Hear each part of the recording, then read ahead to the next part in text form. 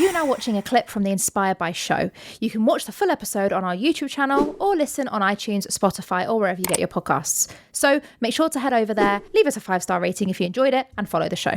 For anyone who hasn't got it, you're missing out on what I'm about to share. But one of the things I really liked, Ciera, as I mentioned, we mentor people in writing books. We've published loads of books. And I love how different your book's laid out. So it's really quite cool where you've got the affirmations on every chapter. You've got the roadmap for success at the beginning, yours, and then you've got a blank one at the back for other people. How much did you get a say on that design side? Was that your idea? Like, tell me about that.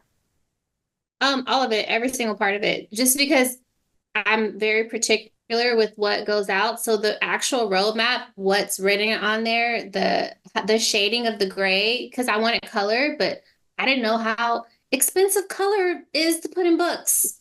Yeah. That's something I didn't know. Like, hey, okay. They were like, oh no, we're doing this black and white.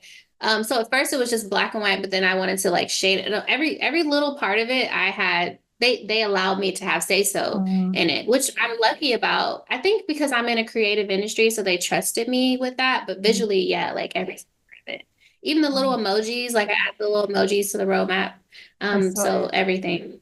Mm-hmm. Yeah. And how important was it to you to have your own creative control? Because I know with a lot of publishers, people don't get quite that.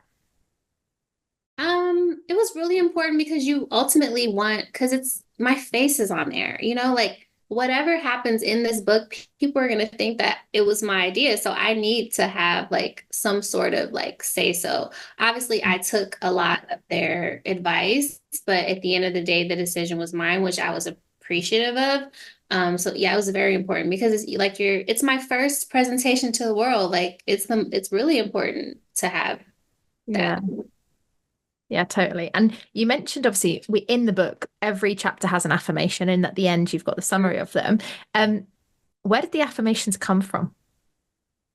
I think throughout this very uncomfortable process of writing a memoir, I had to use them. Like there was like writing each chapter was so, by the end of it, I felt like so drained.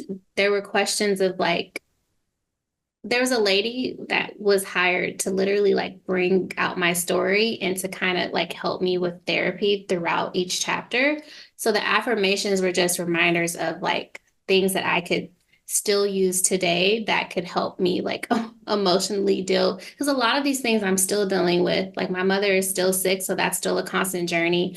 Entrepreneurship is still like something that is like up and down. So these things are still helping me today. Like when I read it, I'm like, okay, this is a good reminder. Like I am not alone. Like I can do this and I can do that. So yeah, those are amazing that I was able to put those in because I can still use them currently.